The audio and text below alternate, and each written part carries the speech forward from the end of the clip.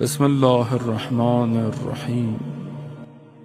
کچھ سیکھیں حضرت ابو طالب سے، کیسی اولادیں دیں اسلام کو، کیا دیا اسلام کو، یعنی پورا اسلام آل عمران کے اس پر بیٹھا ہوا ہے۔ آل عمران، اللہم صلی علی محمد۔ دو ایسی شخصیتوں کی تربیتیں کی حضرت ابو طالب نے، ایک رسول خاتم الانبیاء، ایک علی ولی اللہ۔ دو بچوں کی تربیت ایسی تھی۔ حضرت ابو طالب آغوش میں پالا، بڑا کیا۔ یہی تو وجہ تھی کہ جب گئے تو 1 سال رسول نے غم منایا۔ آسان نہیں ہے یہ، 1 سال غم منایا۔ ہم اس سختی کے دور کو دیکھیں، اس حالات میں کیا دیا دنیا کو، بشریت کو کیا دیا۔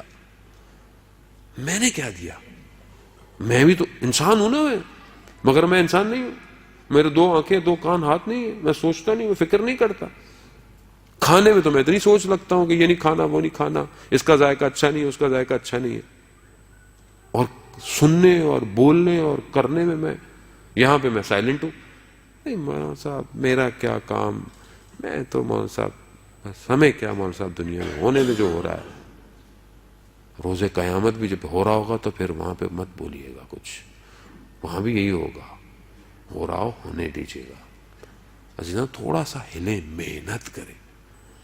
اور جو محنت کرتا ہے عزیزان محترم، چاہے وہ کوئی شخص ہو، چاہے وہ لیبر ہو، چاہے وہ مینیجر ہو، چاہے وہ سی او ہو، کوئی بھی ہو، وہ جو محنت کے لیے اپنے قدم اٹھاتا ہے خدا اس کا ریوارڈ دیتا ہے۔ خدا کبھی بھی کسی کی محنت کو ضائع نہیں کرتا۔ چاہے وہ بچہ محنت کر رہا ہو، چاہے وہ جوان اپنے اسکول میں پڑھا ہو سکتا ہے کہ وہ بولے میرا گریڈ اچھا نہیں آیا، ہو سکتا ہے میرا جی پی اچھا نہیں آیا، مگر خدا کہیں اور اس کو کمپلسیٹ کرے گا اگر محنت کی ہے تو۔ آپ نے اپنی زندگیوں میں دیکھا ہوگا کہ آپ نے ایک جگہ بڑی محنت کی لیکن اس ٹائم کچھ نہیں ملا آپ کو، لیکن اس کے کچھ عرصے کے بعد کہیں اور سے آپ کو رزلٹ آیا۔ آتا ہے، خدا کسی پر نہیں چھیڑتا، کوئی بھی چیز چھوڑتا ہی نہیں ہے وہ، لیکن خدا سے مانگنے کا طریقہ آنا چاہیے۔ شب جمعہ ہے، شب مغفرت ہے، شب دعا ہے، دعا مانگنے کا طریقہ آنا چاہیے۔ وہ محنت کر لی، سب ہو گیا، اب آگے کام نہیں ہو رہا، کیا کرے؟ وہ دعا کرے، لیکن دعا کیسے کرے؟ آغا پناہیان کہتے ہیں کہ ہم لوگ دعائیں کیسے کرتے ہیں؟ ہم ایسے کرتے ہیں پروردگار تو نے گھر نہیں دیا، پروردگار گاڑی نہیں دی، پروردگار یہ نہیں ہے وہ نہیں ہے۔ کہہ رہے ہیں یہ کیا طریقہ ہے مانگنے کا؟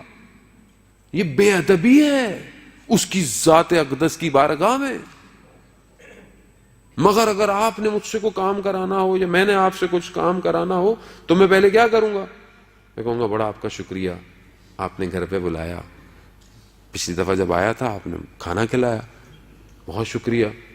پھر شکریہ کے بعد میں بولوں گا کہ ابھی مجھے آپ سے کیا کام ہے۔ دنیا میں تو میں منہ میرا تھک نہیں رہا اگر کوئی ذرا سی میرا کام کر دے، اور خدا کی بارگاہ میں یہ نہیں ہے وہ نہیں ہے۔ پہلے انسان یہ تو کہے پروردگار تیرا شکر گزار ہوں، تو نے سالم بدن دیا، تو نے سالم اولاد دی، تو نے آنکھیں دیکھنے کو دیں، تو نے کان سننے کو دیے۔ وہ کہتے ہیں یہ لسٹ اتنی لمبی ہے کہ اگر تم کہتے رہے تو زندگی یہیں ختم ہو جائے گی۔ اتنی لمبی لسٹ ہے، لیکن پھر بھی کچھ تو کہے خدا کو، شکر گزار ہوں تیرا پروردگار، تو نے آج کے دن مجھے اس قابل سمجھا کہ میں تیری بارگاہ میں بیٹھا ہوں۔ یہ نعمت الہی ہے، خود اس کی بارگاہ میں چلے جانا اس کا کرم ہے کہ کروڑوں میں سے اس نے آپ کو چنا ہوا ہے کہ آؤ میری بارگاہ میں، آؤ بیٹھو مجھ سے مانگو۔ پھر اس کے بعد انسان پروردگار، اور وہ بھی عزیزان محترم کیسے مانگے اس سے؟ پروردگار تو جانتا ہے میری ضرورت کیا ہے، مگر یہ بھی تو جانتا ہے کہ میرے لیے فائدے مند کیا ہے۔ میں تو علم نہیں رکھتا اپنے لیے، میں تو اس بچے کی طرح ہوں کہ جو آگ میں ہاتھ مار رہا ہوتا ہے۔ بچے کو آپ بولے نا بیٹا نہیں، اس کو کیا پتا، وہ تو جائے گا، وہ چولہے کے آگے, اوون کے آگے, وہ تو اپنے الیکٹرک کے سوچ ہیں وہاں پہ, اس کو کیا پتا میں وہی بچہ ہوں عزیزان محترم, کہ دنیا کی ہر چیز کو جو میرے لیے نقصان دہ ہے مگر میں طلب کر رہا ہوں. یہ خدا ہے جو نہیں چاہتا مجھے برباد کرنا, مجھے بچا دیتا ہے.